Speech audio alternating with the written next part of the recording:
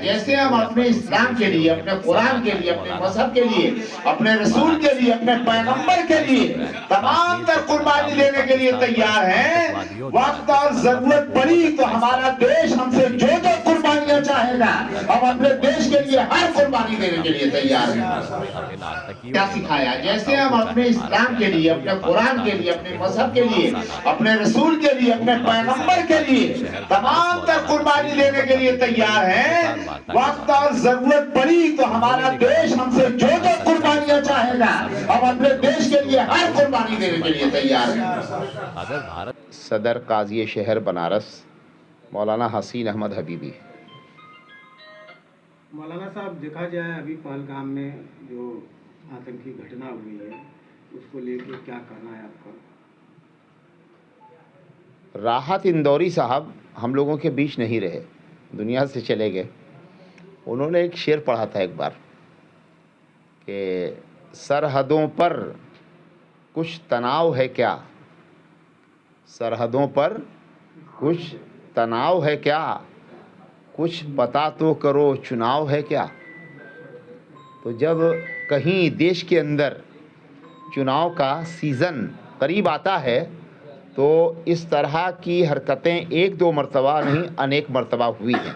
लेकिन ये बहुत दुखद और बहुत निंदनीय, और सिर्फ निंदनीय नहीं बल्कि जितना ये निंदनीय है उससे ज़्यादा दुख इस बात का है कि जो सैलानी, जो यात्री वहाँ पर गए, उनके साथ जो बर्बरता हुई उस पर अगर कोई कठोर कार्रवाई नहीं हुई और उनको इबरतनाक सज़ा ना दी गई तो हमारे देश के अंदर चाहे पुलवामा हो या उससे पहले के और भी इस तरह के आतंकी हमले हुए हों, इसको कुछ दिनों के बाद ठंडे बस्ते में डाल दिया जाता है।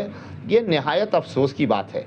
हम आपको पूरे बनारस में किसी धर्म और किसी मज़हब, किसी ज़ात नहीं, एज द भारतीय होने के नाते तमाम धर्म वालों की तरफ से हम ये अपील करना चाहते हैं कि वो जो भी आतंकवादी दहशतगर्द आए वो ज़मीन के ही रास्ते आए होंगे या पानी के रास्ते आए होंगे या हवा के रास्ते आए होंगे।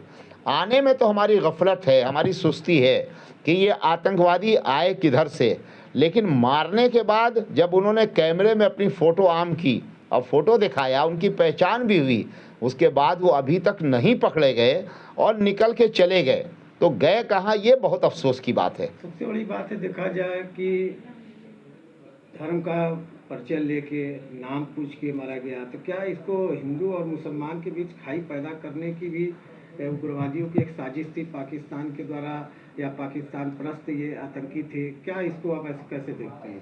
मैंने इंडिया टीवी की लिस्ट में जो नाम पढ़ा है, मेरे पास अभी भी है, आप कहेंगे तो मैं ऑन कैमरा खोल के दिखा दूंगा। तो इंडिया टीवी ने जो नाम की लिस्ट जारी की है उसमें 15 नाम मैंने पढ़ा है मुस्लिम नाम है और बाकी 28 में बचे 13, तो 13 नाम गैर मुस्लिम है। लेकिन सवाल यहाँ पर हमारे यहाँ फिर वही जो मैंने पहले कहा, हमारे नज़दीक, इस्लाम के नज़दीक और भारत के नज़दीक, हमारे संविधान के नज़दीक कोई मुस्लिम या कोई हिंदू जो भी खून बहा है वो एक भारतीय का बहा है। और ये जो आए हैं शैतान, शैतान के पिल्ले, चाहे ये बाहर से आए हों चाहे हमारे देश के अंदर छुपकर पहले से रहे हों, इनका मतलब सिर्फ़ और सिर्फ ये है कि भारत के अंदर आग लगाना। अब ये हुकूमत की जिम्मेदारी है कि अगर हम हुकूमत के ख़िलाफ़ अपने हक हकूक़ के लिए कुछ बोल दें, आप हुकूमत के ख़िलाफ़ पत्रकार हैं, आप कुछ बोल दें, ईश्वर न करे, ज़रूरत के तहत संविधान ने हमें राइट दिया है बोलने का, हम अगर अपने हक की बात बोलते हैं तो प्रधानमंत्री जी क्या भेजते हैं, ईडी भेज देंगे, सीबीआई भेज देंगे। नहीं, मैटर यहाँ पे मेरी बात सुनिए, मेरी बात आज यहाँ का मुसलमान, भारत का मुसलमान इसको कैसे देख रहा है, और आप लोग क्या प्रधानमंत्री के साथ हैं कि पाकिस्तान? मेरी बात पूरी सुनिए, आपका जवाब हो जाएगा। मैं जो बोल रहा हूँ उसमें बहुत बड़ी इबरत की बात है कि अगर प्रधानमंत्री, गृह मंत्री के विरुद्ध अगर कोई बंदा कोई बात बोलता है तो वो संविधान के विरुद्ध नहीं है, उसका फंडामेंटल राइट है, भारतीय होने के नाते बोलना चाहिए। उसके पास ईडी भेजी जाती है, सीबीआई लगा दिया जाता है, उसका चिट्ठा खुलवाया जाता है, उसको जेल में ठूस दिया जाता है। हम इस पर कोई कमेंट नहीं कर रहे हैं, हम सिर्फ ये मांग करना चाहते हैं कि देश का सारा हिस्सा हमारे अंडर में है तो सरहद भी हमारे अंडर में है, बाहर से आने वाले भी हमारे अंडर में हैं। ये आए कहाँ से?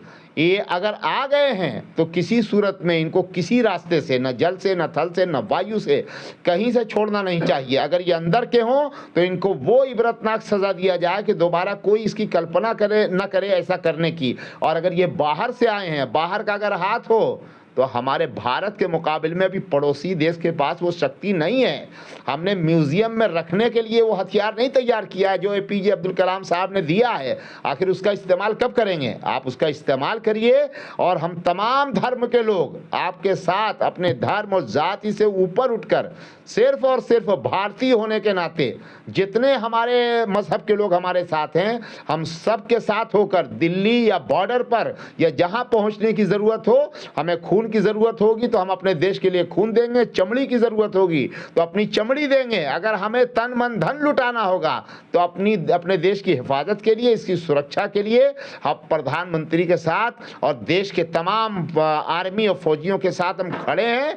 मुंह तोड़ इसका जवाब देना चाहिए ताकि हमारी सालमियत, हमारी एकता, हमारी अखंडता ये बनी रहे। इससे कोई समझौता नहीं।